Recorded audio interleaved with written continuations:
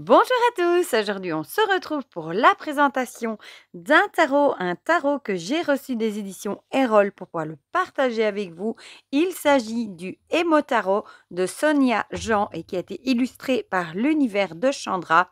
Donc c'est le tarot de votre guérison émotionnelle et il est vraiment très très chouette. C'est un tarot qu'on va utiliser de deux façons différentes, soit comme un tarot classique, soit comme un jeu plutôt de guérison, de développement personnel. Il a un petit peu, les 2 facettes, voilà.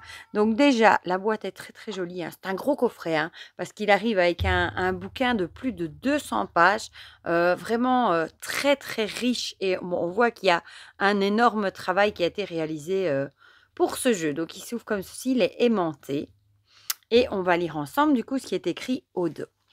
Compagnon précieux et extrêmement puissant, Emotaro utilise la force des symboles et des allégories pour permettre une découverte de soi et une ouverture à la divination.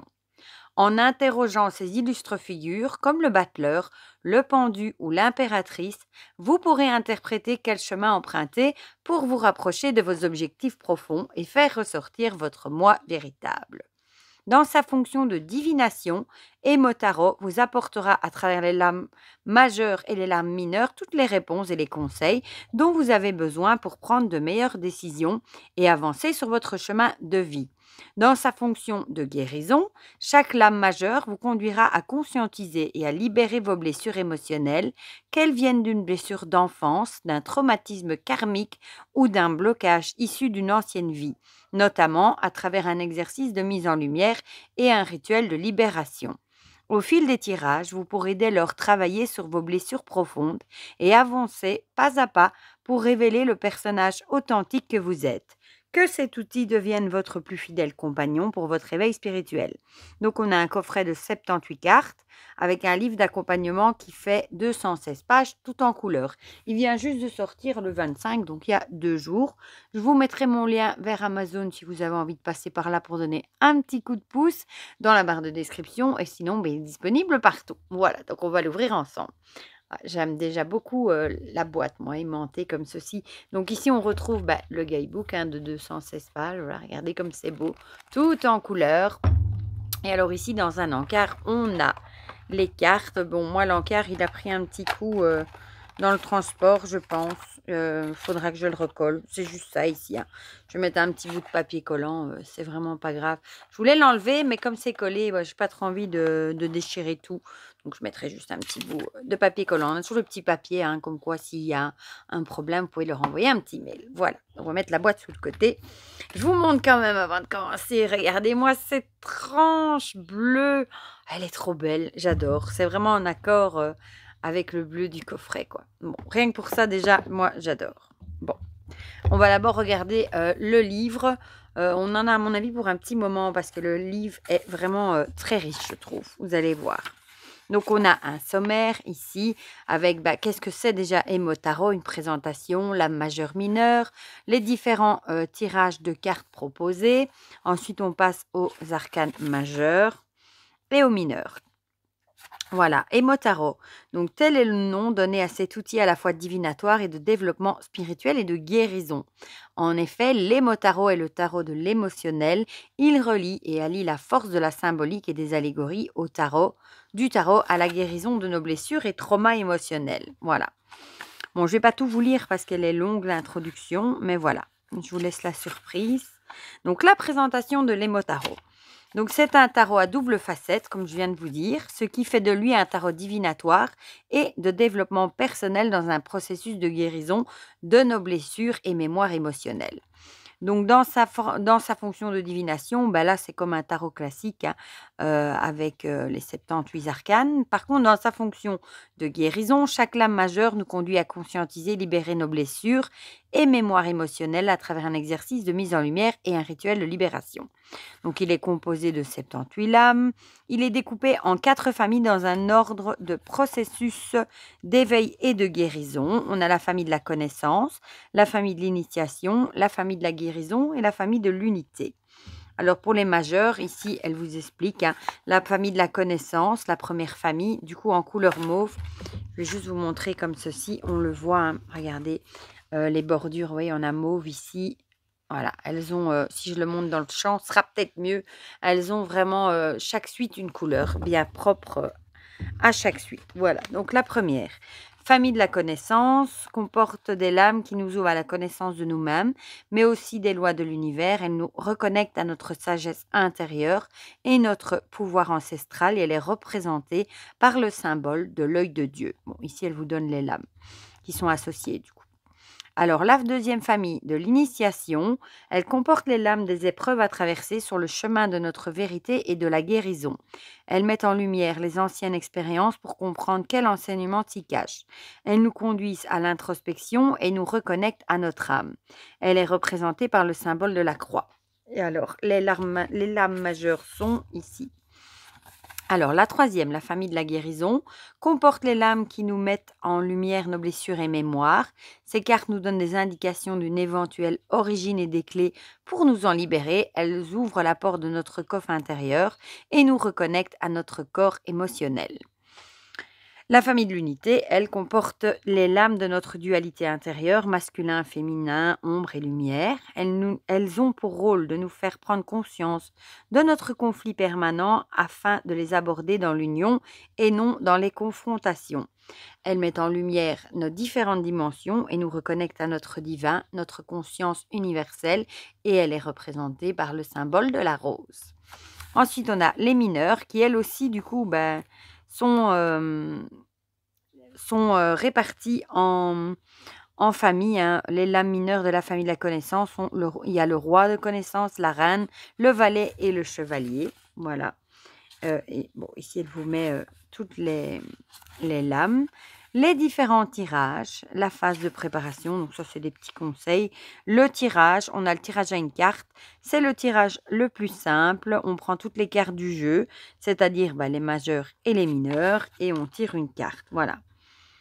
Lorsque le tirage s'inscrit dans un cadre de développement personnel et de guérison, les 22 lames majeures seront les seuls outils. Donc pour, évidemment la divination, on prend tout le jeu et si on veut faire, le travail de guérison et de développement personnel, on prendra que les majeurs. Alors, si vous souhaitez obtenir un message divinatoire, si vous souhaitez obtenir un message de guérison, voilà. Puis on a un tirage à 3 cartes en 3 façons différentes. La première se fait uniquement avec les 22 majeurs ou avec le jeu complet. On tire 3 cartes et les poser devant vous en plaçant la première carte à gauche, etc. Et ça représentera l'obstacle, les ressources et une éventuelle résultante. La deuxième façon, ce sera de prendre uniquement les 22 lames majeures ou le jeu complet. Pareil, on tire 3 cartes et là, on aura ce qui est vécu à l'instant présent représente la source ou les raisons de ce qui est vécu. Et la troisième, ce qui doit être modifié, ajusté ou libéré. Et la troisième façon peut être réalisée uniquement avec le jeu complet. Vous tirez 3 cartes que vous placez devant vous de la gauche à la droite, retournez-les. Ensuite, procédez à un nouveau tirage en utilisant uniquement les cartes du jeu des 56 mineurs et recouvrez cette première série de cartes. Vous tirez donc 3 autres cartes que vous disposez une à une sur les 3 premières. Voilà. Mais là, les majeurs ne doivent pas utiliser pour cette deuxième partie. Alors, on a un tirage en 5 cartes. Là aussi, on utilise le jeu complet. Et alors, on a ici les questions. Et ensuite, on passe à la catégorie des arcanes majeures. C'est très joli, hein. Avec la première carte, hein, le nom du coup de la carte, l'illustration ici, les mots-clés. Et alors, on a tout ça comme texte. Regardez, on a à chaque fois un texte, puis à chaque fois un rituel à faire et des questions à se poser. Donc, il y a énormément de textes par carte. Voilà. Et on va quand même aller jeter un coup d'œil. Voilà, au mineur. Là, on a l'illustration et alors on a un petit conseil à chaque fois. Et on a à chaque fois la couleur assortie. Regardez comme c'est joli. Voilà, le titre est assorti à la couleur. C'est super beau. Voilà, et alors après, à la fin, on a des petites pages de notes. Voilà, donc je le trouve hyper riche. Évidemment, on tirera une carte à la fin. Comme ça, j'irai vous lire ce qui est dedans. Peut-être plutôt une majeure. Comme ça, vous verrez, il y a le rituel dans les majeurs. Donc, pour le dos, il est comme ça, il est très très beau, hein, avec un lys, si je dis pas de bêtises. une fleur en tout cas. J'hésite entre un lys ou un iris, voilà, pour être honnête. La tranche est magnifique de bleu, comme ça j'adore. Je vais attraper une carte de tarot classique pour vous montrer la taille parce qu'elles sont plus grandes qu'un tarot classique, ouais. Voilà, vous voyez, elles sont plus hautes et plus larges qu'un tarot classique. Et la qualité est top. Et elles ont un fini glossy, vous le voyez avec ma lampe. Voilà. Donc, on va prendre les majeurs qui sont ici. Ici, voilà, jusqu'ici. Et après, vous voyez, hein, les mineurs, elles ont vraiment leur code couleur. Alors, on a le battleur. Le mât est à la fin ici. Voilà, qui est très très beau. Hein. On a l'illustration avec ici le titre.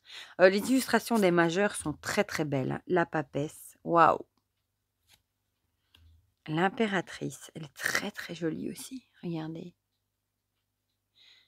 Je vous montre de plus près. Avec l'aigle derrière. Magnifique. L'empereur.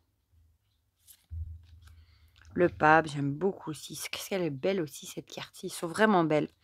L'amoureux. Magnifique aussi. Le chariot. La justice en 8, la force en 11. Vous allez voir, les mineurs sont illustrés comme un pipe deck, hein, comme un Marseille. Voilà. Donc ici, on a la justice, du coup, l'ermite qui est magnifique aussi. La roue de fortune. Ah, les majeurs sont incroyables. La force, elle est très très belle aussi.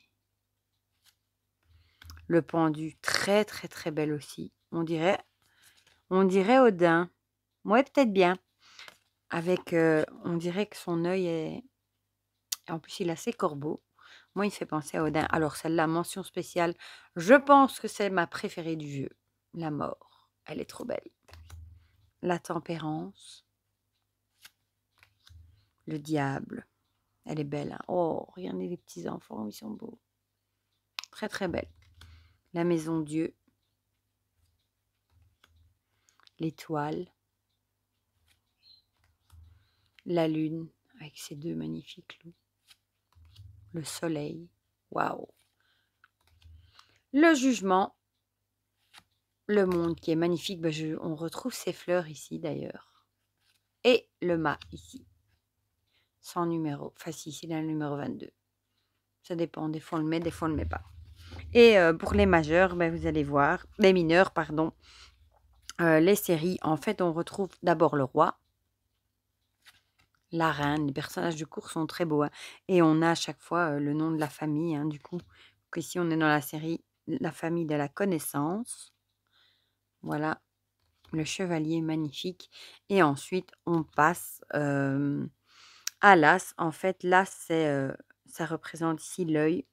Donc ici, on en a un. Puis on en a deux. Vous voyez, c'est vraiment illustré comme un pipe deck. 3. Donc on a la même illustration. Au départ, je me suis dit, ah, c'est bizarre, on a la même illustration pour toutes les mineurs. C'est après que j'ai vu que, voilà. Bon, je vous les passe vite fait, vu que ça, c'est pareil. Hein. Ici, on a le roi de l'initiation. Je vous montre quand même les personnages de cours. Ils sont très, très beaux.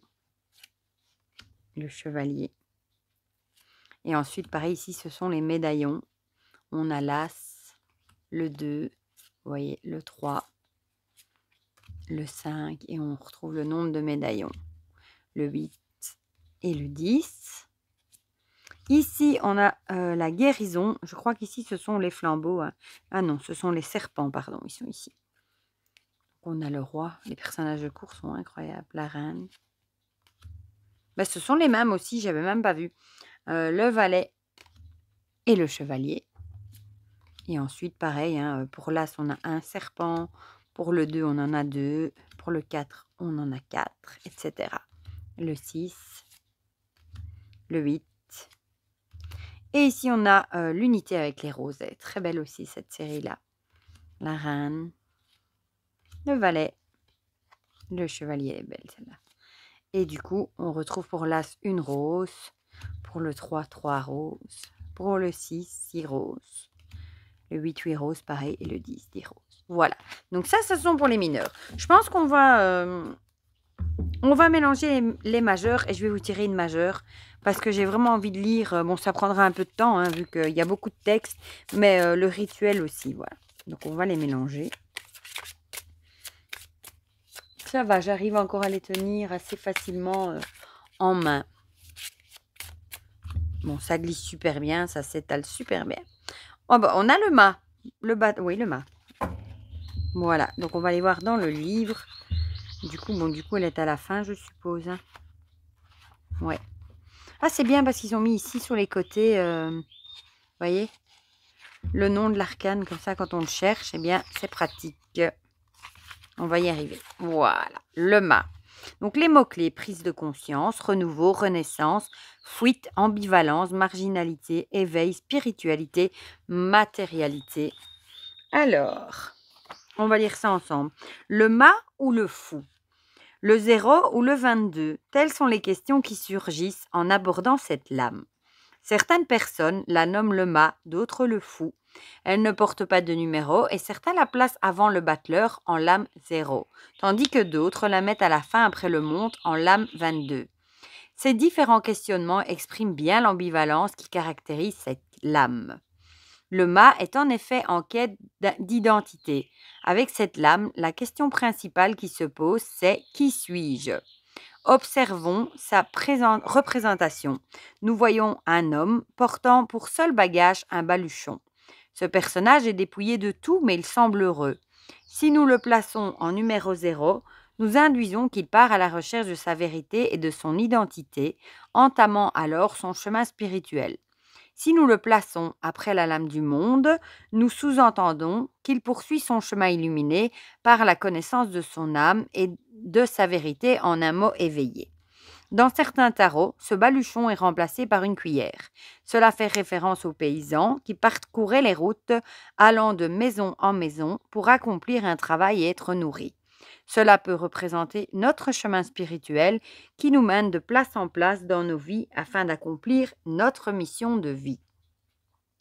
Le mât est un personnage prometteur. Il prend des risques et nous invite à prendre les décisions pour opérer les changements nécessaires dans nos vies. Sous un angle négatif, ce personnage est vu comme fouillant ses responsabilités, une situation, voire une personne. Il fouille il fouille sans en mesurer les conséquences. J'avais sauté une ligne. Dans cette situation, il prend des décisions utopiques qui peuvent avoir de lourdes conséquences. Il est déconnecté de la réalité. Le mât est capable du meilleur comme du pire. Il est symbole de déplacement, de changement de lieu, de voyage. Le voyage peut être terrestre ou vibratoire. Il peut s'agir d'une prise de conscience, d'une vérité qui se révèle par le lien au subtil. Cette lame qui a suscité le plus grand nombre d'interprétations et de commentaires peut remplacer toutes les cartes du tarot et incarner chaque personnage. Pour nous aider dans notre guérison, nous devons prendre notre baluchon et découvrir ce que nous fouillons dans nos vies. Le mât fouille ses responsabilités, mais aussi une faute. Évidemment, l'idée n'est pas de nous blâmer. Derrière la fuite, il y a toujours des peurs, des craintes. La fuite est alors une façon de nous protéger, de nous préserver. Il est important de préciser que le comportement de fuite est lié à la blessure de rejet. Mais l'expérience, je sais qu'il peut nous arriver de fuir une situation ou une personne, même si notre blessure principale n'est pas celle du rejet. Cependant, comme le dit si bien la formule, ce que tu fuis te poursuit, ce à quoi tu fais face s'efface. Faut-il se confronter aux poussières que nous avons cachées sous le tapis? Il faut être réaliste et ne pas ignorer que la vie nous rattrape et que nous ne pouvons fuir indéfiniment. De plus, ce qui nous poursuit nous ralentit dans la quête de notre vérité, sur notre chemin spirituel et dans la recherche du bien-être. Non, Garfield, tu peux toujours pas aller dehors. Êtes-vous prêt à regarder derrière vous ce que vous fouillez? Il est temps d'arrêter votre course et de mettre un nom sur cette fuite et son origine.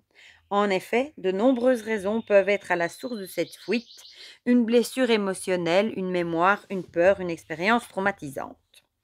Le rituel du mât. Pour ce rituel, il vous faut une bougie jaune ou or, une feuille, un stylo, une enveloppe, la carte du mât. Je vous invite à vous installer confortablement dans un endroit calme et isolé en position assise. Allumez votre bougie et prenez la carte du mât. Fermez les yeux, vous devenez le mât. Imaginez votre main intérieure. Ensuite, regardez derrière vous afin de pouvoir observer ce que vous fouillez. Imaginez là où les situations ou personnes que vous fouillez se dresser devant vous.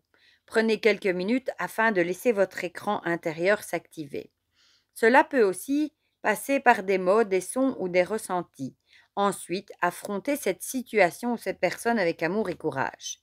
Si c'est une personne, l'affronter peut signifier avoir une discussion claire sur ce que vous pensez, accorder un pardon, à vous de trouver comment apaiser la relation avec cette personne et vous libérer de ce poids, sachant que cette personne que vous fouillez peut aussi être vous-même.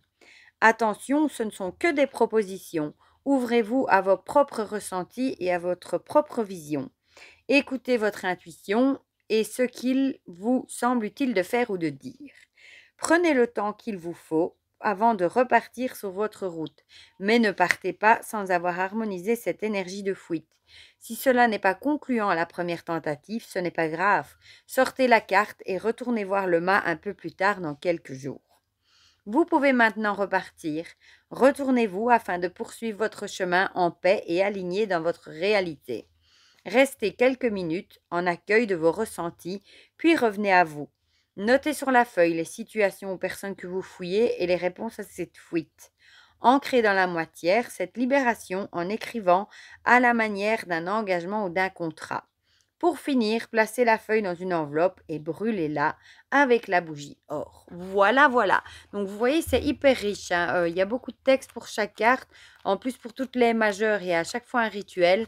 Moi, je le trouve vraiment très, très intéressant et très abouti. Ça a dû être un jeu qui a quand même demandé beaucoup de travail. J'adore les majeurs. Bon, vous savez que les mineurs, qui sont pas illustrés, c'est pas trop mon truc, hein, les pipe decks, mais franchement, déjà, je trouve que les illustrations, pardon, sont très belles, hein, même si, c'est des petits détails à chaque fois qu'ils changent. Mais je trouve qu'il est hyper intéressant, pour le travailler, en développement personnel. Voilà. Puis j'aime bien, qu'il y ait des bordures comme ça, de couleurs différentes. Mention spéciale pour cette magnifique tranche bleue et le dos est très beau aussi. Voilà. Du coup, dites-moi dans les commentaires ce que vous en pensez, si vous l'avez vu passer ou pas. Moi, je ne l'avais pas vu passer, c'est parce qu'ils m'ont envoyé un mail pour me demander si je voulais un exemplaire, que j'ai dit oui parce que je le trouvais très intéressant. Mais je ne l'avais pas vu passer dans les publicités. Voilà. Du coup, dites-moi s'il vous intéresse. Si vous trouvez le concept chouette, dites-moi tout ça dans les commentaires. Comme ça, on partage tout ça ensemble comme d'habitude. Et pour le reste, je vous fais plein de gros bisous et on se dit à très vite pour de prochaines vidéos. Bisous, bisous!